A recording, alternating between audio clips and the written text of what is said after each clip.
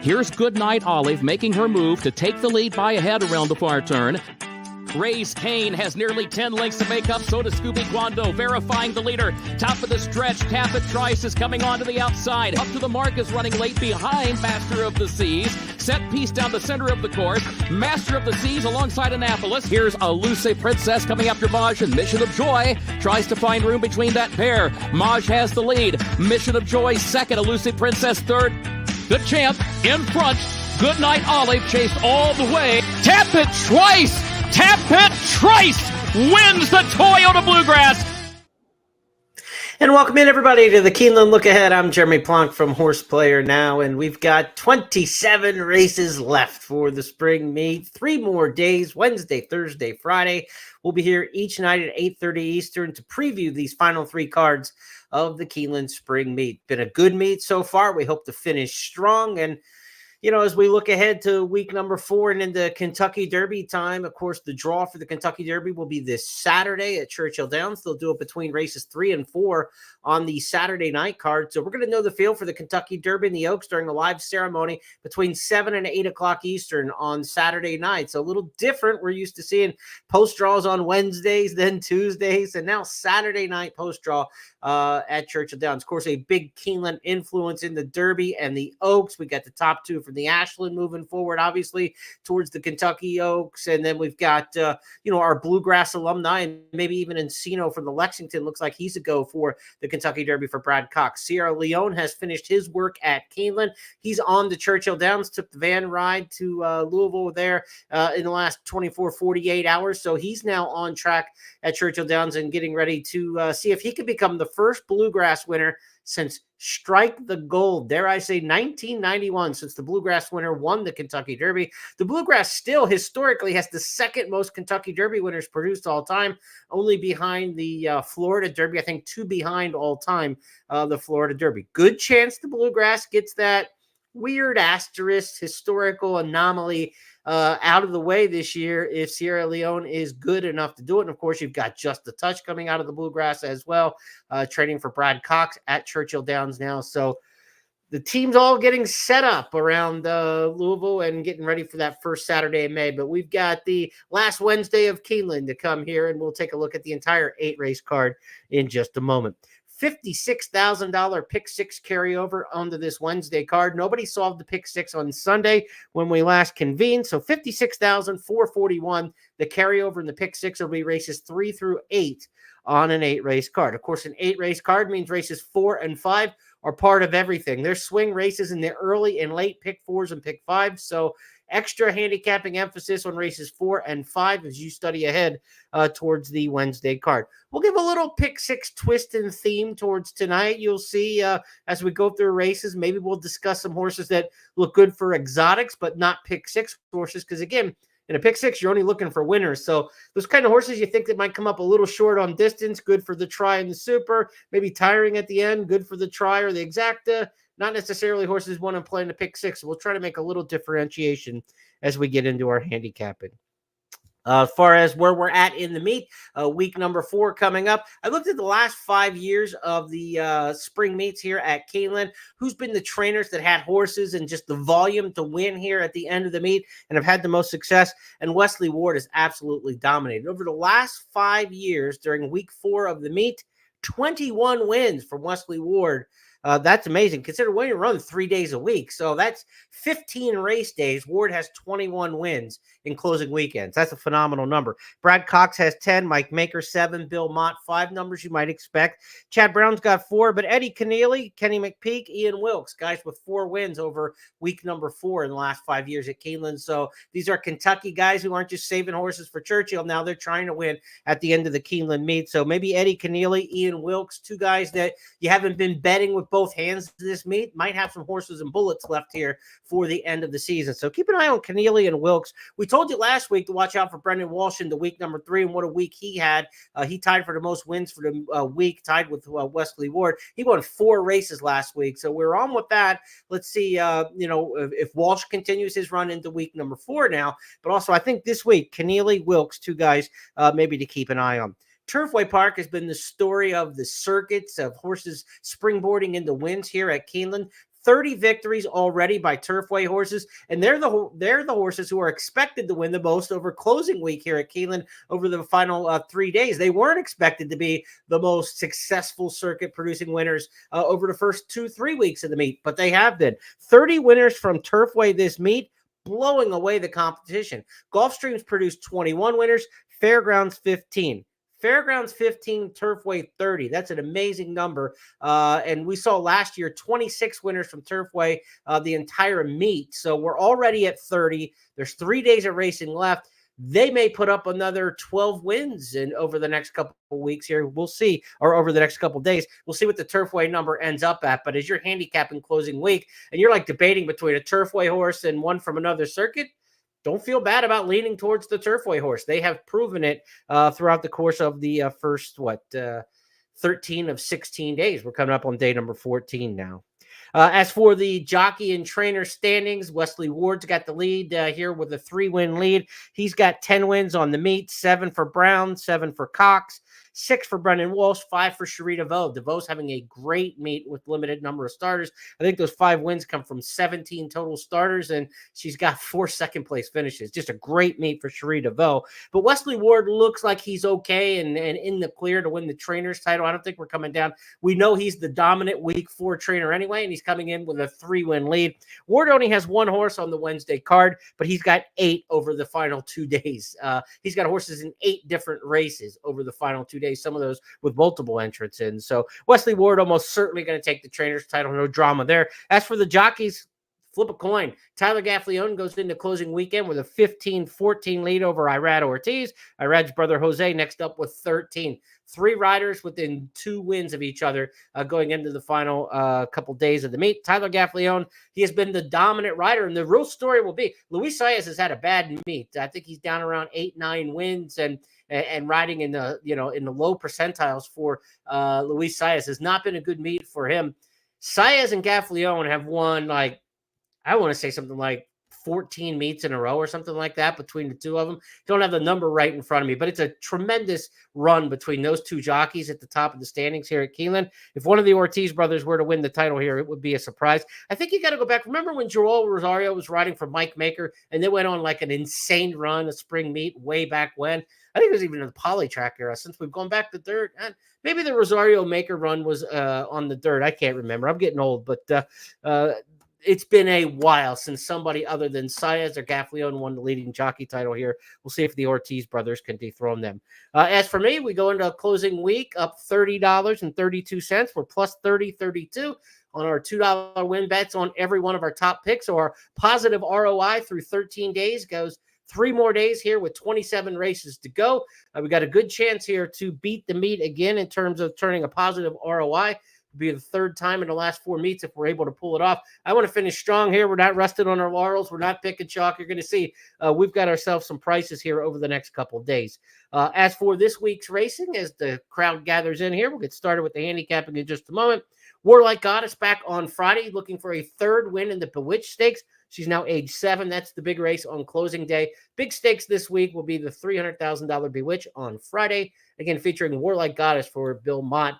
She won this race in 22 and 23, and she'll go for a 3-peat in the Bewitch coming up on Friday. All right, let's talk on this Wednesday card. 8 races get underway at 1 o'clock has been the post time each and every day of the meet. The 8-race card lines up this way. My spotlighted plays, my key plays come up in the orange races, 3, 5, and 8.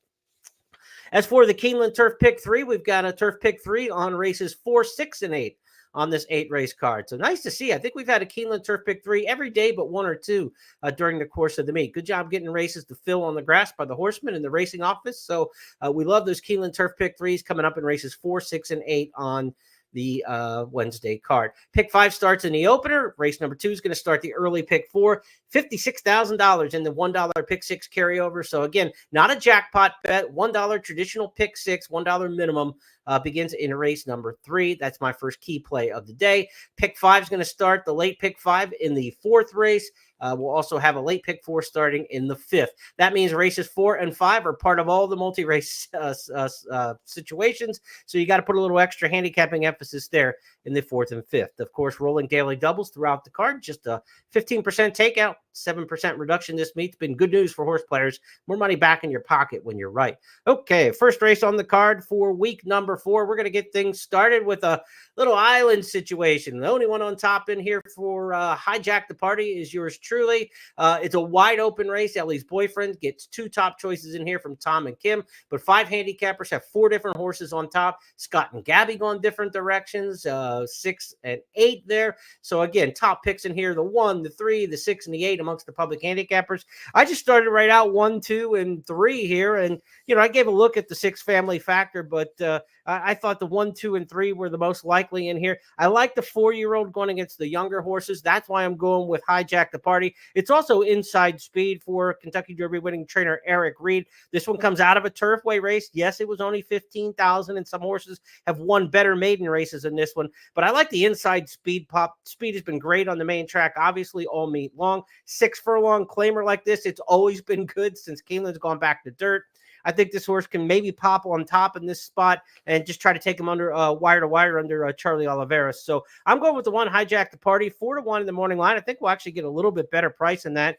There's some, bigger name connections. You're going against Asmussen. You're going against Maker in a race like this. I think those horses will probably get bet. So I'll go 1, 2, 3 in race number 1. And again, I'm going to get involved and invested in the pick 6 on this Wednesday card. So, budget wise, we play around early in the program. If we can put together a ticket in the early pick 4 or pick 5, certainly it draws some interest. But for me, races 3 through 8, as we get a pick 6 carryover, you got to take advantage of that. I mean, the one thing about a carryover is it's free money to the winners. I mean, unless you lost in the pick 6 on Sunday, then it's not free. It's some of your money coming back. But other people played into the pick 6 on Sunday, and now you're getting a chance to play for, no matter what the pick 6 pays, it will pay more than it should, because it's paying not only the money that's bet into the pot on Wednesday, but you also get that other $56,000 added in there, divided up only amongst the winners. So it's a winner's bonus, and that's what you're looking at in a carryover situation. And that's, as a horse player, you've got to try to find the situations that put you in an advantage.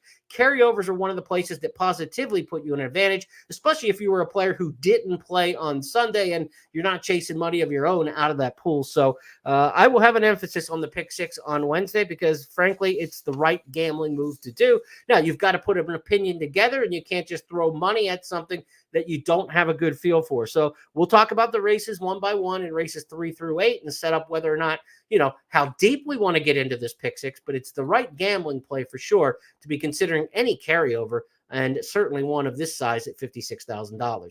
To the second race we go on Wednesday's card, and I'll start the pick 4 in this particular race with, a no real brainer in here. It's 2-year-old Baby Dashers, and it's Wesley Ward territory. He's won 4 of the 6 so far this meet. I would expect Caribbean Wind to be very tough to beat. Everyone else does as well. Top choice of 4 of the 5 handicappers. Gabby's taking a shot with What in the Literal, but she's got Caribbean Wind pick at second in here. Wesley Ward teams up with Irad Ortiz, 6-5 in the morning line from the rail. The rail is absolutely the place you prefer to be in these Baby Dashes, and a strong win percentage from there. Several of the winners this meet have come from the rail. Ward's had the fortune of drawing the rail. And again, Caribbean Wind ought to be super tough there. I'm not telling you anything you don't know. The 8 Tappet First is a bit interesting to me. It's a filly by Tappet, well-bred. Steve Asmussen for Winchell Thoroughbreds.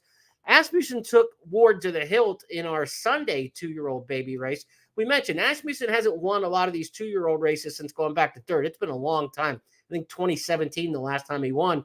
But back in the 2-year-old Polytrack era, he won a lot of these Baby Dashes. So we know he can get a horse ready to go in April. It just hasn't been his MO in recent years to do so. He almost won and upset the Ward horse on Sunday. They were neck and neck down the stretch. I would not be surprised if Tappet First, the 8, runs with Caribbean Wind in this one again. And we're just looking at a replay of what we saw Sunday. The 2 power barns with expensive, well-bred horses just beating these other early season 2-year-olds. 1 and 8 for me in a race number 2. It's not a race I want to get very invested in. If you are playing the pick 4, I just go ahead and single the Ward horse in this particular case, or if you're playing the early pick 5.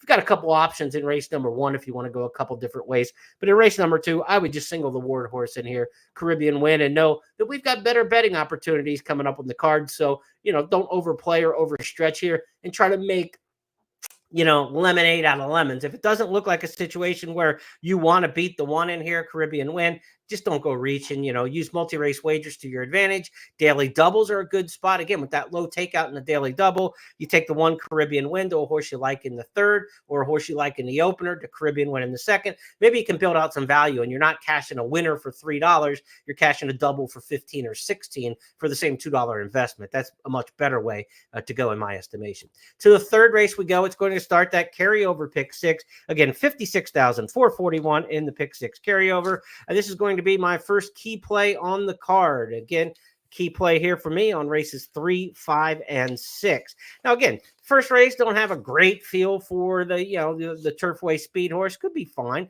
Second race, I don't think we've got a lot of value. So we get to the 3rd. Now we got one we want to sink our teeth into a little bit. Drury Lane, the 2, is going to be my first key play on the card. Love the post draw in here. Coming out of the races at Turfway. First time in for a claiming tag, makes a drop. Now, this horse didn't show any speed at all at Turfway. Did a little bit of rallying to split a couple 11-horse fields and ran decently. But now the blinkers go on. So it's a turf or a synthetic to dirt move, a class drop, the blinkers all in one shot, and they make the move to getting a high percentage jockey in Luis Saez. Typically, he has not had the kind of Keeneland meet that we're used to seeing from Saez, but I still like to get Saez on a horse at Keeneland, even if he's not riding at complete aces. There is very little early speed in this race. I mean, very little early speed. The 8 Rousset might be the one who goes to the front in here. If they go to the front, the 8 might take them a long way at 15-1 in the morning line. So when I look at my key play here is I really like the 2, and the 8 at 15-1 gets a beautiful pace potentially set up in here with very little early speed. I think the 8 can hang around in here and be a part of this exacta. Maybe a trifecta. I'm not big on playing trifectas with less than 10 horses in a race. I want the losing tickets to pay for the winners, and I need more losers than, say, a 8, 9, 7-horse field would provide. So I'm not going to play trifectas in here, but an exacta play, Drury Lane over Rousset, one of my key plays on the day, and Drury Lane to win here, 9-2 in the morning line. I'll take that one on top. Kim's also got that one. Scott's got that one.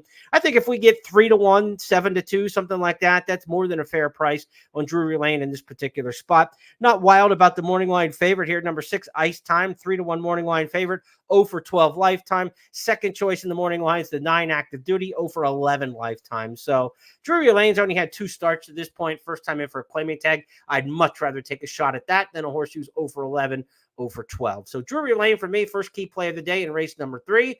And dare I say, a single in the pick 6 right off the bat. I would take my chances with Drury Lane here, the Godolphin class dropper, singling in the pick 6 to start things off on my ticket. To the 4th race we go, the pick 5 swing race. It's part of the late pick 5 starting that. It's part of the early pick 5 as the 4th of 5 legs. And the Keeneland Turf pick 3 starts here in race number 4. This looks like a race where the favorite ought to be pretty good. Unit economics in here for trainer Chad Brown. This is one coming in from Gulfstream Park, coming off a second place finish to Malibu Springs, who came back and already won here at the meet. It's a 4-year-old taking on several 3-year-olds in this particular spot. And this isn't a case where you say, oh man, I don't want a 4-year-old in a maiden race against 3-year-olds. These 4-year-olds have already had a million chances to break their maiden and they're still maidens. It's not a good sign.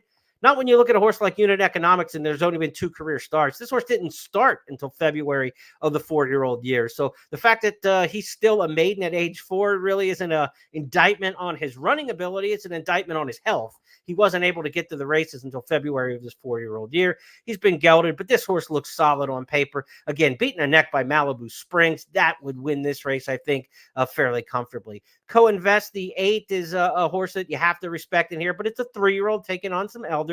A couple second-place finishes in that one's career to this point. Got beat at 3-5 last time down at Gulfstream. Adds the blinkers for Pletcher. A lot of times horses lose close photos like that in 2 starts, and the blinkers can make a big deal. I think this kind of comes down to the 7 and the 8 as the absolute logicals. But if you're trying to gamble on the race, you can't take the 7 and 8. You can't take Brown and Pletcher in here at too short prices. So I thought the 12 Modafill was one that might fit in here in terms of the exacta. Modafill's a 4-year-old taking on some of the youngers, stretches out, sprint the route, goes off the synthetic. Well-bred Kitten's Joy, Shadwell stable runner here for Andrew McKeever. McKeever's not had a good year for sure. So you got to demand a little bit of a price, obviously, because you're on the outside. 12 holes, not great. But again, just from an exacta standpoint, I think unit economics wins this race. If you want to use Co-Invest as the other horse in here on top in the pick 6, I think that's a smart move. But now you're starting with Drury Lane as a single, and then probably too deep in here with unit economics and Co-Invest. Now, I've got them pick 7, 12, and 8. And you say, well, why wouldn't you use the 12 then in the pick 6? This is what we're talking about with horses that I like for an exacta or for an underneath play, but I don't think will win the race. Those horses provide great value when you're betting exactas and trifectas. So Modafill here from the 12-0, I think we'll get a fair price. And again, I want to split up those two favorites in the exacta. But the most likely winners of this race are the two favorites indeed. And there's not a huge gap of separation between them, between unit economics and Co-Invest. I do like unit economics better as the 4-year-old. So if you're going to play multiple tickets, I would play more tickets in the pick 6 with the 7 unit economics and fewer tickets with Co-Invest. If you're not playing that straight quote unquote caveman ticket where everybody gets weighted the same, if you weight your tickets and have more combinations on the ones you like better, then I would say unit economics is the one to put more units on. And then Co-Invest, I would have fewer units on in terms of the pick 6. But for an exacta, let's try to get the 12 in there, Modafill, to split them up. Maybe a 7-12 and an 8-12. The way to gamble on race number 4, intra race. To the 5th race we go next. It's our second key play of the day, and this is going to start the late pick 4. Again, a swing race, part of all the multi-race wagers in here. This is a race that I think is really deep, but I got multiple horses in here that are fair prices that I think can do some damage in here. So this is why I've got this one racked up as a key play. Even though in the pick 6, I think this is a race to go very deep in. Intra race, I think it's a key play for gambling because I think there's multiple horses in here that are eligible to run in the exacta and give us a nice potential payoff. So I'm going with the 7 Tigers Legacy on top. I'm the only one with Tigers Legacy anywhere on the island in this particular spot. The 8 Air Force Cruising, one I like. Air Force Cruising is 12-1 in the morning line. We're not getting 12-1. If you look and see Scott and Gabby both picking the 8 on top, Tom's got him 3rd. I've got him 2nd. We're not getting 12-1 on Air Force Crossing, but this horse is a horse who's got a shot in here under Eddie Keneally on the class drop. We talked about Eddie Keneally, the trainer of the 8 Air Force Cruising. I'll go back to the 7 in a moment and give my reasoning for him. But while we're talking about the 8 Air Force Cruising, Eddie Keneally, one of those trainers we said has a good record the end of the meet here at Keeneland. He has a great record with maiden claimers at Keeneland. He drops them in class here. 33 maiden claiming starts on dirt for trainer Eddie Keneally here at Keeneland. 11 wins. That's 33%, right? 11 out of 33. And then he's got a $1.58 ROI for every dollar bet. You make 58 cents profit for every dollar you bet on an Eddie Keneally maiden claimer here at Keeneland. 8 Air Force Cruising, obviously, for those factors alone, and a decent debut, showing a little speed at Fairgrounds against Tougher in a maiden special. Now on the class drop, not going to be 12-1, but I think definitely part of the mix in here. He's my second choice in the race. I'm going with number 1, Tigers Legacy on top. Tigers Legacy is another one making a class drop here. Second off the layoff. I love this form cycle move. This horse also showed vast improvement in the second career start. So when you talk about form cycle, that's the pattern that a horse has shown in their races and is maybe repeating.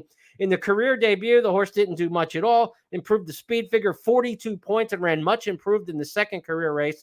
Now off a long layoff, came back and ran and showed a little bit of speed at Turfway. If this horse makes a move second time off the layoff, just like they did in the second career start, then Tigers Legacy is going to be formidable in here. Chris Davis's horses win at a high percentage period, and he wins here at Keeneland in a he's had a couple winners with just a handful of starters, and his horses have run well.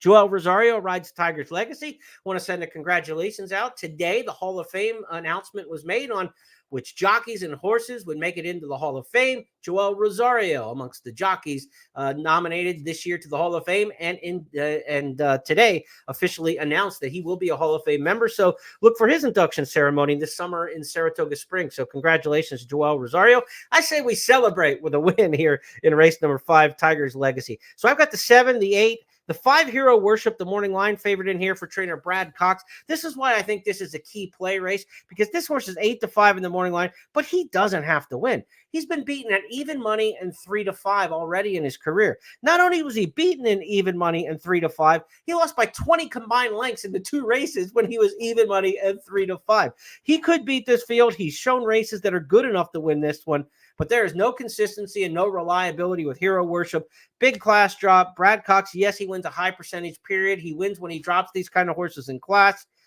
But Giroux was his past rider on this horse. He goes to Concepcion on the class drop. I don't like that. If you're going to have a fire sale on a horse on a big class drop, I want to see the A riders stay aboard them. That makes me feel a little bit better about the horse. Now you're going to Concepcion. Great percentage with this guy at Turfway, no question about it. But Brad Cox hasn't been riding his A horse, or he hasn't been riding Concepcion on his A horses here at Keeneland. But they've had some success working together here at the meet. Of course, they've won twice already. So I don't have a good feeling about Hero Worship at a short price. So we're going to try to beat that one. I think the horse can land on the ticket. But in terms of the win end in this race, I like the 7 and the 8 is the top 2 selections here. And obviously neither one is going to go favorite up against that Brad Cox horse. So that's why it's my second key play of the day. Others to consider in here, I think, for the pick 6, the 6 Grand Rapids, first time starter with a really nice pedigree. I'm not so sure about debuting for a maiden claiming tag, but the workouts are good. Flavian Pratt rides, and Pratt teams up with Rudolph Brisset at a 25% win rate. So that's certainly something to consider in here. And I thought the 11 Oive for Cherie DeVoe, everything she sends out has been good. This one drops in class in for a tag for the first time. She gets Irada Ortiz to ride. That's a strong combination, obviously. So if you're talking about the pick 6, 7, 8, 5, 6, and 11 are all horses you want to consider. This is a race to spread in the pick 6. But in terms of an intra-race bet, I'm very much excited to get after the 7 on the win end, 7, 8 exactas. And we're going to try to get Hero Worship out of the top 2 in here and see if we can't make a little money here in race number 5. Let's go to the 6th race. Next up on the 8-race card, it'll be the second leg of the Keeneland Turf Pick 3. This is a 1.5 mile first level allowance race. So we've got a lot of these 1.5 mile races, it seems like, over the final 2 weeks of the meet, and certainly here during closing weekend. Some stakes caliber horses in here. You got Viva La Red, the morning line favorite, taking a big class drop out of 3 straight graded stakes races down at Gulfstream. Certainly respect to Viva La Red, but I'm going to take a shot in here with a 30-1 morning line proposition. Now, this isn't a key play of the day in the sense that I think this horse is a stone-cold winner. We're taking a little bit of a stab in here with Mint Edition, but in race number 6, this is going to be a horse that, if we can get this one in here, we're going to get ourselves a chance in this Turf Pick 3 to get a big blow-up number. Mint Edition, why are we taking this one? I think this horse is bred to run long by Stay Thirsty, of course, who was a Travers winner out of an Arch mare. That's long on long. When this horse is run at Keeneland, it's just run it kind of evenly, nothing great, but a lot of times these even mile and a 16th types, when they stretch out to a 1.5 miles, let that pedigree stretch them out a little bit. Ian Wilkes, the trainer, has had good success here closing weekend, as we mentioned. This is the guy we're going to look at for some particular prices here. So I'm going to give a long shot look to Mint Edition in this particular spot. Only got by 3 lengths in a 1.5 mile 16th race here during the fall meet. And again, now we go the 1.5 miles and bred to like to go long. The 2 Viva La Red makes a lot of sense, but at 1 for 22 lifetime, and most of the races, Viva La Red gets to that 16th pole call in the running line, and then if you just draw that line straight down that we talked about in some past shows, just loses ground, right? I mean, you look at the running lines across the past performances, and it shows where a horse is at each point in the race. Go to the finish position, go right to the left side of the finish position, draw a line straight down. If horses are consistently losing ground from the next to last call to the last call, every single race, they're flattening out, they don't finish strong. You end up with horses like this who are 1 for 22 lifetime. Viva La Red might have found the right group in here, but I have written on the top of my page, don't like any, underline, take a shot. I don't like any of the horses in this particular race, so I'm going to take a shot in here. And that's why, even though Mint Edition is a 30-1 morning line proposition, I'm not calling this one of my key plays of the day. If I get this one, I'll be happy. I certainly want to demand value. I want 15, 20-1 minimum, and I will take a win shot on a horse like this, but I am not going to, get heavily involved in Mint Edition in a massive straight play like I would if I signified this horse as one of my key plays of the day. I'd be betting a lot more on them than I am in this kind of particular situation. I think the 8, the 2, the 9, and the 5 are all horses that could potentially be in here when you're looking at the pick 6. So this is not a race to hone in on in the pick 6. I think a lot of people may default to Viva La Red. So beating the 2 in this race in the pick 6 could be very, very lucrative because at 7-5 in the morning line in a race where I simply don't like any, I think a lot of people are going to look at the past performances in race number 6 and feel the same way. The 5, the second choice in this race, is named I'm a Sure Thing. Last time out was a 7-race maiden and was bet to 1-2 and won on the synthetic at Gulfstream Park. If you're 0 for 7 in maiden races and you're 1-2, you're not running against anything. And in that race, only won by a half length. So again, the 5 could come back and win here, but you don't have to take a short price there. And I don't think you just hone in on the 2 and the 5, the 2 morning line choices in here and kind of hold your nose and hope. I think you get some spread in here and maybe take a shot. That's why Mint Edition is interesting to me in here, but not a 5-star play by any stretch of the imagination. We'll take our chances.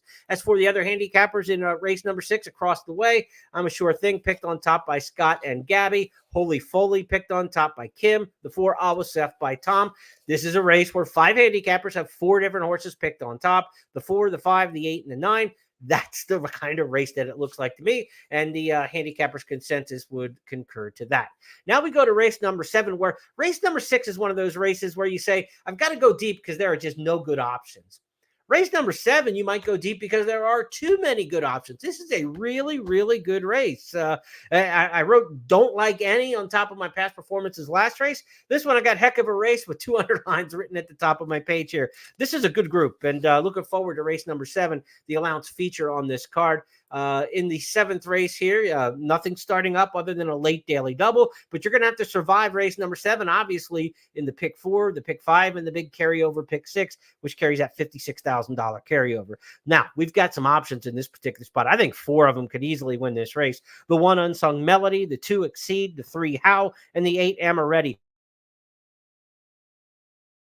These are the 4 horses that are bet. Everybody else, I think, will be let go at pretty high odds. The 7 might be somewhere in the mid-pack, but the rest of them are going to be big prices in here. 1, 2, 3, and 8, and I think you want to use all 4 of them to get through in the pick 6. You got to use some of your combinations in this spot. So, like earlier, we talked about unit economics or co-invest in race number 4, going back to pick 6 strategy here. As you get further along and you see that I want to be 3 deep, 4 deep, 4 deep, that kind of thing in some of these other races, you may have to make a decision in race number 4 because that's the quickest way to cut the cost of your ticket. Using 2 deep versus 1 deep doubles the cost of your ticket. So, if you have a $60, $68 pick 6 ticket, $64 ticket, and you use 2 of them, now it's up to $128. So if you can decide between unit economics and co-invest in race number 4, that could save you a lot of money. For me, I'm singling Drury Lane right off the bat. If I single in the second leg, I'm single, and then maybe I can spread my wings here and see what we can afford to do the rest of the way home. I don't think we need to go too deep in the last race, so going 4 deep is not a bad move, I don't think, in race number 7 for pick 6 players. You'll have it covered with those 4 and feel very confident about it. As for me, top choice in here, I went with Amaretti.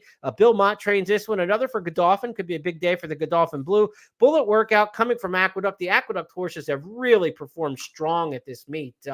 Just like we talked about Turfway, the winter program at Turfway was very successful this year. The horses from Aqueduct have done very well here as well at the current meet. Got to give them a shout out. Amaretti, top pick by Scott and I. No problem at all with anybody taking How or Exceed or even the 1 Unsung Melody.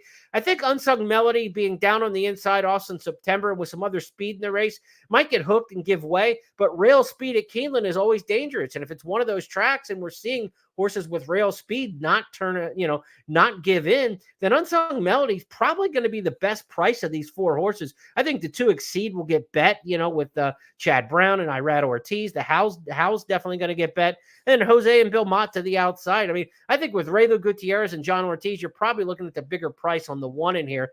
And the 1 could just speed pop and go wire to wire. I don't think that's the most likely scenario, but I could see it happening. And for a pick 6, pick 4, pick 5 player, I'd want that option, especially if the track's playing speedy as we get to see a few races on the card early on. So I'll take the 8 on top, and if we can get 3-1 on Amaretti, I think that's a nice win play. Exactas, this is a tough race, but again, you want some coverage in here. A good race for the daily doubles. I think you got 3-4 options in here, and I'm going to try to beat the favorite in the last race. So from a daily double standpoint, 8, 3, 2, and 1 over the 9 in the last race might be a good way to try to attack a daily double. Also, like if you want to try to play some daily doubles with that big long shot mint edition in race number 6, certainly you want win money on any horse at a big price.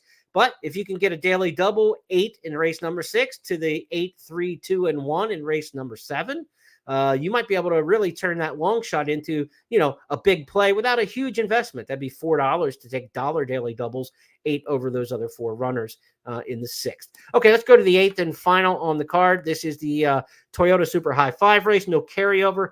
Last leg of the Keeneland Turf Pick 3, and my final key play on the card. Again, I'm going to try to beat the favorite in here, and this is what makes it a key play for me.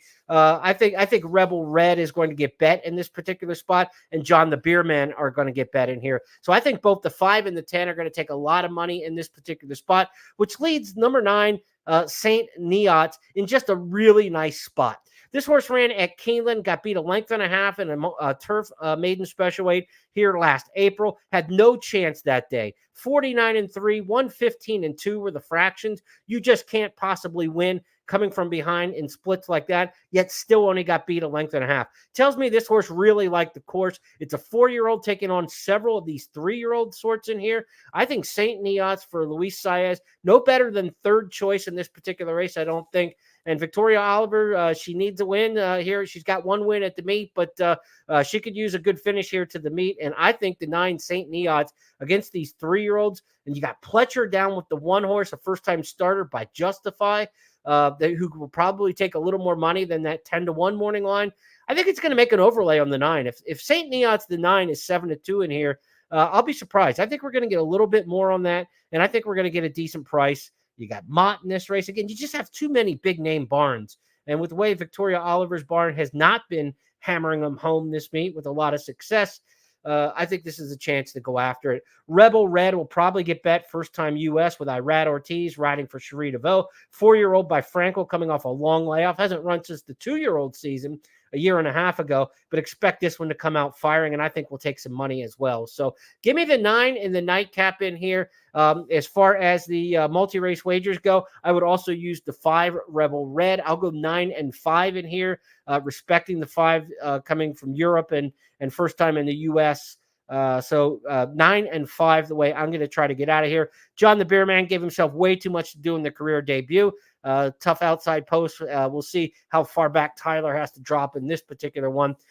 Fractious at the gate, bumped at the start, did a lot of his own problem. And John the Beerman's going to have to be on better behavior this time at what looks to be a shorter kind of price. So I'll try to beat the 10 in the finale. Let's get out of here with Saint Neots in the nightcap. That will wrap up the 8-race preview for Thursday or Wednesday's card. We'll be back to preview the Thursday action tomorrow night, 8:30 Eastern for that one. Thursday, we'll have a 9-race program. So we've got 8 lined up for you on Wednesday, 9 on Thursday, 10 on Friday, 27 races left to make some dough here at Keeneland before we turn our attention to the Kentucky Derby and the Churchill Downs meet. Good luck to everybody playing. Look for a big week from Wesley Ward. We always think that here in week number 4 of the Keeneland meets. His numbers suggest that. He's only got 1 starter on the Wednesday card, but as this week unravels, I think you're going to see Wesley Ward to the winner's circle multiple times here over the last few days of the meet. We'll talk to you tomorrow night, everybody. Have good luck, I should say, on the Wednesday card. Good night.